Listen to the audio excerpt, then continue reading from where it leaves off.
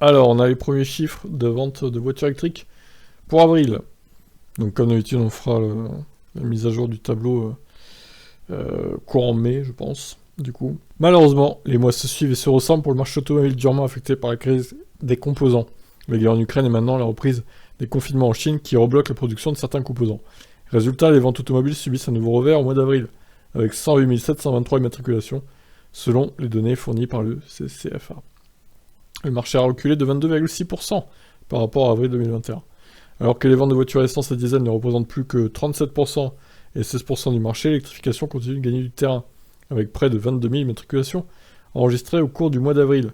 Les voitures hybrides non rechargeables ont représenté plus d'une vente sur 5, une part de marché qui frôle même les 30%, si on y ajoute les hybrides 10 000 hybrides rechargeables écoulés sur la période.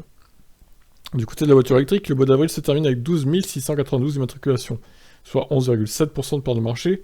En matière de vente par modèle, l'intégralité des chiffres n'est pas encore connue. Selon les premières infos, la Dacia Spring et la Zoe semblent toutefois en tête.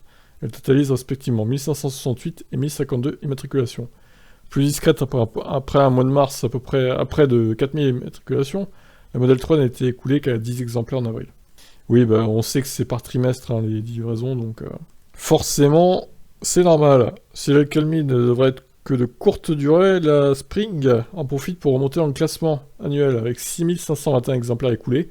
La Spring n'a plus que quelques dizaines d'unités d'écart avec la Tesla, dont les immatriculations s'élèvent à 6646. Incroyable. Voilà, donc est-ce qu'il faudrait pas maintenir le bonus de 6000 € jusqu'à la fin de l'année pour relancer un peu ces ventes qui sont un peu moroses, même si après ça reste mieux que l'année dernière au même mois, hein, ça reste correct, vu ce qui se passe en Ukraine, etc.